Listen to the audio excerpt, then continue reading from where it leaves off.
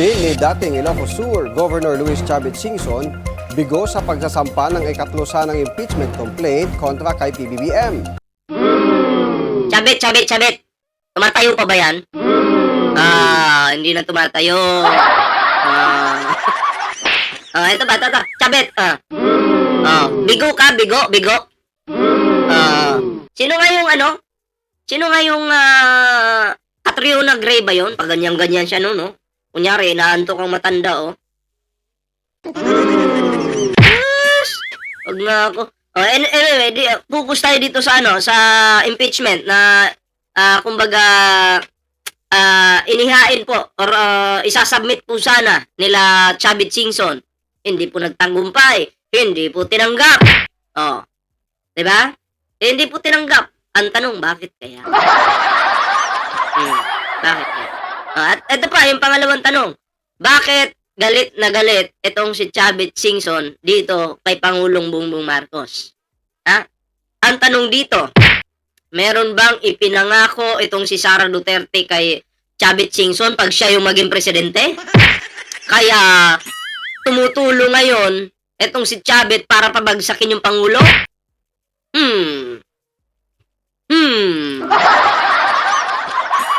Mukhang may kakaiba dito O, sige, tuloy natin to. Pero syempre, bago tayo magtuloy-tuloy, like, share, subscribe po muna kayo dyan.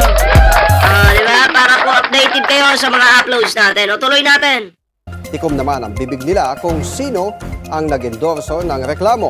Narito ang political update ni Mavic Trinidad.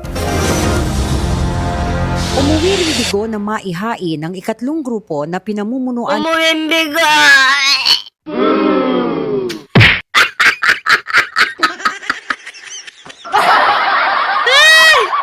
Umuwimbigo ang lulo ko! Ba't niyo pinahiya?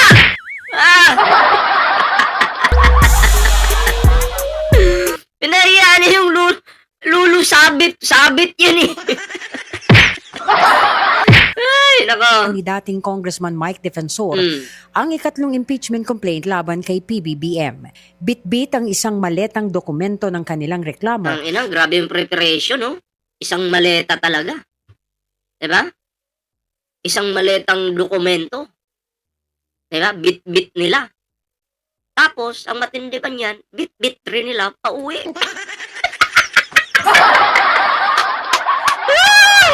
Grabe ang tibay mo, Lolo. Partida, ha?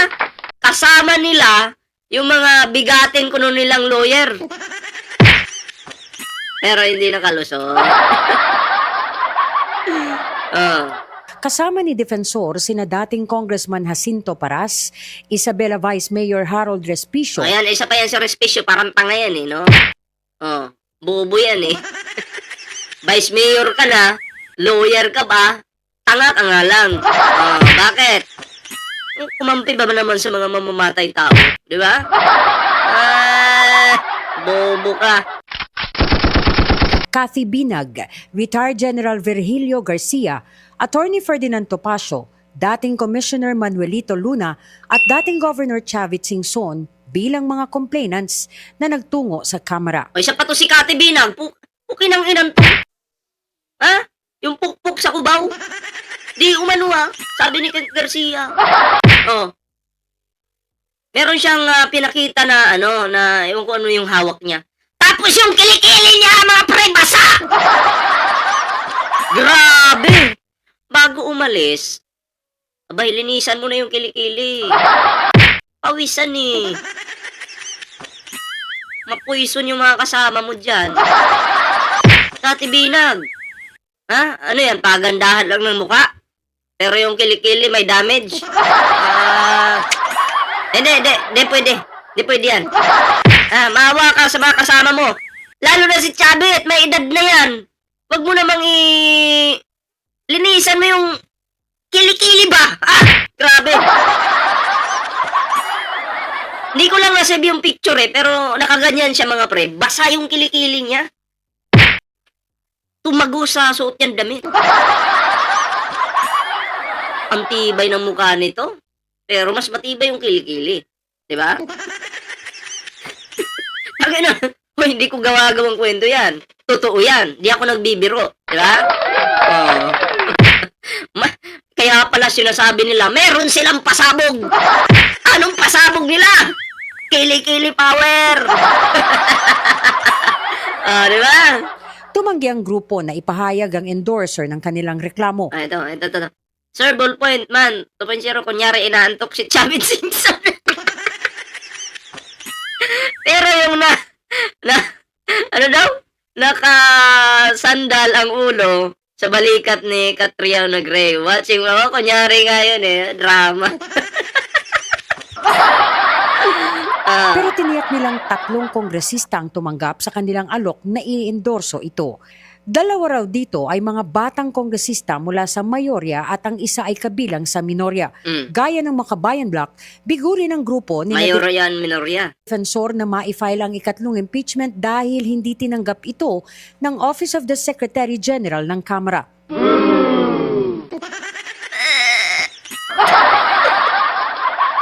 Iyak sila dito, pre, no? Pati yung mga supporter nila. Galit na galit. Ito yung kaibahan. Pag si Sara Duterte na yung sasampahan ng impeachment, maniwala kayo sa akin, wala pang 5 segundo, tatanggapin na yan. O pag impeachment na ni Sara Duterte, wala pang 5 segundo, tatanggapin na yan. Diba? Basta ko po. Wag niyong subukan yung administrasyon ni PBBM. Papahiya lang kayo. Diga ng tanggapan ng Secretary General na walang may otoridad sa kanila maliban kay Secretary General Cheloy Garafil na maaaring tumanggap lamang ng mga impeachment complaint. Si Attorney Garafil ay kasalukuyang nasa Taiwan para sa isang official business trip. Whiskers. Shoutout kay Whiskers, Sabi ng kampo ni Defensor, labag sa rules ng Kamara at sa 1987 Constitution ang ginawa ng tanggapan ng SecGen. By refusing to accept the complaint, the office effectively usurps the constitutional authority of the House itself and denies the Filipino people their only lawful mechanism to raise grievances against a sitting president. Impeachment is not a political favor. It is a constitutional right. Sabi ng grupo nila, gusto daw ng taong bayan na ipa-impeach si Pangulong Bongbong Marcos. Teka lang, anong taong bayan? DDS lang ang may gusto, hindi taong bayan. Di ba? Kaya sa mga katarantaduhan ninyo dyan, huwag yung kaming idadamay. Wala kaming paki dyan. Taong bayan ka dyan. Kayo lang. Kayo lang, grupo nyo. Diba? Grupo nyo yung may gusto, hindi yung taong bayan. Press 1 po sa hindi pabor. Sa mga ginagawang pagpapa-impeach kay PBBM ng grupong ito. Sige nga. Kasi dinadamay po kayo, taong bayan daw. Bobo. Mga bobo to mga DDS talaga na. Kaya ang dami nag-press 1, Hindi sila pabor sa ginagawa ninyo. At huwag nyo daw silang gagamitin. Dahil dito, pag-uusapan pa ng grupo kung ano ang susunod nilang hakbang dito. May mga nagsasabing posibleng dalhin nila ito sa Korte Suprema, lalo na't hindi na pabor si Defensor na bumalik pa sa Lunes sa pagbubukas ng sesyon para muling i-file ang complaint.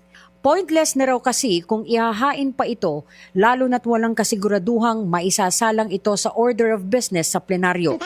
Sa kanilang mahigit 40 pahin ng complaint, tinukoy ng mga complainants ang grounds ng kanilang reklamo laban kay PBBM gaya ng culpable violation of the Constitution, graft and corruption, betrayal of public trust at other high crimes. Bukas muling magpapatawag ang nasabing grupo ng isang media conference para sa paglalahad ng karagdagang plano sa kanilang impeachment complaint laban sa Pangulo. Para sa Politico Nightly, Sa madaling salita, mga pre, hindi lumusot. Buti na lang. Magsasayang lang kayo ng oras dyan. Yung mga pagpapa-impeach nyo kay PBBM, wala naman yan, walang kwenta yan, no? Ang dapat tuunan ng pansin, yung pagbabanta ni Sara Duterte, lalong-lalo na, yung itong si Sara Duterte, no?